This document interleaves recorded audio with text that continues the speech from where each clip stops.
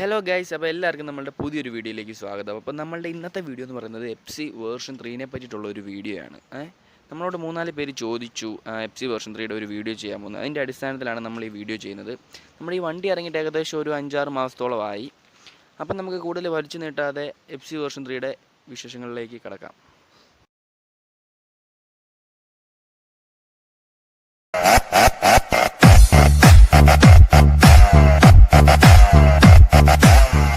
ആദ്യം തന്നെ വണ്ടിയുടെ ഡിസൈനിലേക്ക് വരികയാണെങ്കിൽ അവർ ടോട്ടലി വണ്ടിയുടെ ഡിസൈൻ ചേഞ്ച് ചെയ്തിട്ടുണ്ട്.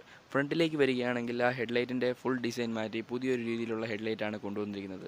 അത് 2 യൂണിറ്റ് ആയിട്ടാണ് അവർ ഹെഡ്ലൈറ്റ് കൊടുത്തിരിക്കുന്നത്. ഒന്ന് ഡിമ്മും ഒന്ന് ബ്രൈറ്റും, രണ്ടും LED തന്നെയാണ് വന്നിരിക്കുന്നത്. പിന്നീട് ഫ്രണ്ടിലേക്ക് വരികയാണെങ്കിൽ 2 യമഹയുടെ ടിപ്പിക്കൽ ആയിട്ട് വന്നുകൊണ്ടിരിക്കുന്ന 2 ഇൻഡിക്കേറ്റേഴ്സ്, പിന്നീട് നല്ല വൈഡ് ആയിട്ടുള്ള ഒരു ഹാൻഡിൽ ബാറാണ് നമ്മുടെ FZൽ വന്നിരിക്കുന്നത്.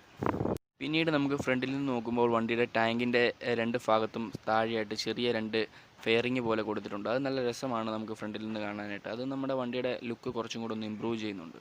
ഫ്രണ്ടിൽ നിന്നും വണ്ടി നോക്കുമ്പോൾ വളരെ നല്ല ഡീസൻറ്റ് ലുക്ക് തന്നെയാണ്. വണ്ടിയുടെ ബ്രേക്കിങ്ങിനെ പറ്റി പറയുകയാണെങ്കിൽ അത്യാവശ്യം നല്ല ഡീസൻ്റ് ആയിട്ടുള്ള ഒരു ബ്രേക്കിംഗ് ആണ് നമ്മുടെ FZ വേർഷൻ 3ൽ വന്നിരിക്കുന്നത്. ഫ്രണ്ടിൽ നമുക്ക് സിംഗിൾ ചാനൽ ABS കൂടിയ ഡിസ്കും ബാക്കിൽ നോൺ ABS ആയിട്ടുള്ളൊരു ഡിസ്ക് ബ്രേക്കുമാണ് വന്നിരിക്കുന്നത്. വണ്ടിയുടെ സീറ്റിങ്ങിനെ പറ്റി പറയുകയാണെങ്കിൽ നല്ല വൈഡ് ആയിട്ടുള്ളൊരു സിംഗിൾ സീറ്റാണ് FZയിൽ വന്നിരിക്കുന്നത്. വൈഡ് എന്ന് പറഞ്ഞു കഴിഞ്ഞാൽ അത്യാവശ്യം നല്ല രീതിയിൽ വൈഡ് ആയിട്ടുള്ള നല്ലൊരു സിറ്റിംഗ് പൊസിഷൻ തരുന്ന ഒരു സീറ്റിംഗ് തന്നെയാണ് FZയുടേത്. അതുപോലെ തന്നെയാണ് അതിൻ്റെ ഹാൻഡിൽ ബാറും. നല്ല വൈഡ് ആയിട്ടുള്ളൊരു ഹാൻഡിൽ ബാറാണ് FC വേർഷൻ 3ൽ വന്നിരിക്കുന്നത്. ഇതിൻ്റെ ഒരു കോമ്പിനേഷൻ നമുക്ക് റൈഡിങ്ങിൽ നല്ല രീതിയിൽ ഉപകാരപ്രദമായിട്ട് തീരും.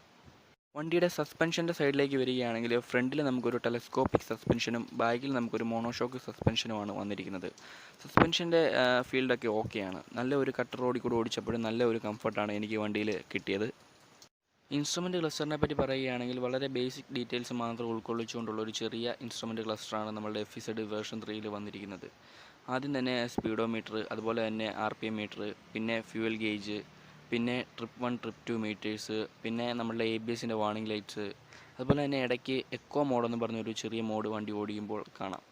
അത് വണ്ടി കറക്റ്റ് എക്കണോമിയിൽ ഓടിക്കുമ്പോൾ മാത്രം വരുന്നതാണ്. അത് നോക്കിക്കൊണ്ട് നമുക്ക് വളരെ നല്ല രീതിയിൽ മൈലേജ് എഫിഷ്യൻ്റായിട്ട് നമുക്ക് വണ്ടി ഓടിക്കാവുന്നതാണ്. അത് നല്ലൊരു ഫീച്ചറായിട്ടാണ് എനിക്ക് തോന്നിയത്.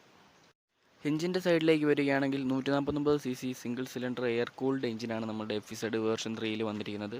അതും കാറ്റലിറ്റിക് കൺവേർട്ടർ, അതുപോലെ തന്നെ യമഹയുടെ ബ്ലൂ കോർ ടെക്നോളജിയൊക്കെ ഉൾപ്പെടുത്തിക്കൊണ്ടുള്ള ഒരു എഞ്ചിനാണ്. വണ്ടിയുടെ മാക്സിമം പവർ എന്ന് പറയുന്നത് 12.4 PS അറ്റ് 7250 RPMലും വണ്ടിയുടെ മാക്സിമം ടോർക്ക് എന്ന് പറയുന്നത് 13.6 Nm ടോർക്ക് 5500 RPMലുമാണ്. വണ്ടിയുടെ പവർ കുറച്ചൊന്ന് കുറച്ചിട്ട് ടോർക്ക് ശകലം ഒന്ന് കൂട്ടിയിട്ടുണ്ട് നേരത്തെ വേരിയൻറ്റിനേക്കാളും. എങ്കിലും വളരെ ലീനിയർ ആയിട്ടുള്ളൊരു പവർ ഡെലിവറിയാണ് നമ്മൾ വണ്ടി ഓടിച്ചപ്പോൾ നമുക്ക് കിട്ടിയത്. വണ്ടിയുടെ പവർ കുറച്ചിട്ട് ടോർക്ക് കൂട്ടിയത് കൊണ്ട് തന്നെ നമുക്ക് ലോവർ RPMൽ നമുക്ക് ടോപ്പ് ഗിയേഴ്സിലൊക്കെ പോകാൻ സാധിക്കും. അത് സിറ്റിയിൽ യൂസ് ചെയ്യുന്നവർക്ക് വളരെ ഹെൽപ്ഫുൾ ആയിട്ടുള്ളൊരു കാര്യമാണ്. പിന്നീട് നമ്മളുടെ വണ്ടി ഫ്യൂവൽ ഇഞ്ചക്ഷൻ ആയതുകൊണ്ട് തന്നെ അത്യാവശ്യം നല്ല രീതിയിലൊരു മൈലേജ് ലഭിക്കുന്ന ഒരു ബൈക്ക് തന്നെയാണ് നമ്മളുടെ ഇത്. 13 ലിറ്ററാണ് നമ്മളുടെ FZൻ്റെ ഫ്യൂവൽ ടാങ്കിൻ്റെ കപ്പാസിറ്റി എന്ന് പറയുന്നത്. നമുക്കൊരു 42-43 മൈലേജ് നമുക്ക് പ്രതീക്ഷിക്കാം. അത് നമുക്ക് ഫ്യൂവൽ ഇഞ്ചക്ഷൻ ആയതുകൊണ്ട് തന്നെ. വണ്ടിയുടെ എല്ലാവിധ കാര്യങ്ങളും വെച്ച് നോക്കുകയാണെങ്കിൽ വണ്ടി ഏറ്റവും നമുക്കൊരു ടൂറായിട്ടും യൂസ് ചെയ്യാം, വേണമെങ്കിൽ ഒരു കമ്മ്യൂട്ടർ ബൈക്കായിട്ടും യൂസ് ചെയ്യാം, അത്യാവശ്യം നല്ല പെർഫോമൻസ് ബൈക്കായിട്ട് നമുക്ക് നമ്മുടെ FZ വേർഷൻ 3 യൂസ് ചെയ്യാം. ചുരുക്കി പറഞ്ഞു കഴിഞ്ഞാൽ നമുക്കൊരു ഓൾ റൗണ്ടറാണ് നമ്മളുടെ FC വേർഷൻ 3. പേഴ്സണലായിട്ട് എനിക്കും കുറച്ച് ഇഷ്ടമുള്ളൊരു വണ്ടിയാണ് നമ്മളുടെ FZ എന്ന് പറയുന്നത്.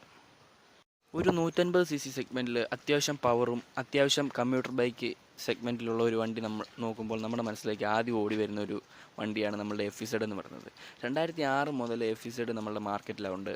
ആദ്യം അവർ FZ അവതരിപ്പിച്ചു, പിന്നീട് അത് FZൻ്റെ വേർഷൻ 2 കൊണ്ടുവന്നു. ഇപ്പോൾ ഇത് FZ വേർഷൻ 3 വരെ എത്തി നിൽക്കുന്നു. FZൻ്റെ ചരിത്രം ഒരു 1.4 ലക്ഷം രൂപയാണ് നമ്മളുടെ വണ്ടിയുടെ ഷോറൂം പ്രൈസ് എന്ന് പറയുന്നത്. നമുക്കൊരു 25,000 രൂപ 30,000 രൂപ ഡൗൺ പേയ്മെൻറ്റിലൊക്കെ നമുക്ക് വണ്ടി പുറത്തിറക്കാൻ സാധിക്കുന്നതാണ്.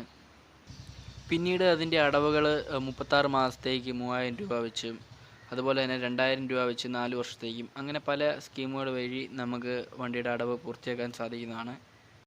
അപ്പോൾ നമ്മളുടെ ഇന്നത്തെ FZനെ പറ്റിയിട്ടുള്ള വീഡിയോ ഇത്രയേ ഉള്ളൂ. കൂടുതലായിട്ട് എന്തെങ്കിലും സംശയങ്ങളോ കാര്യങ്ങളോ ഒക്കെ ഉണ്ടെങ്കിൽ എനിക്ക് ഇൻസ്റ്റാഗ്രാമിൽ പേഴ്സണലായിട്ട് മെസ്സേജ് അയച്ചാൽ മതി. ID ഞാൻ കമൻറ്റ് ബോക്സിൽ പിൻ ചെയ്ത് വെച്ചിട്ടുണ്ട്.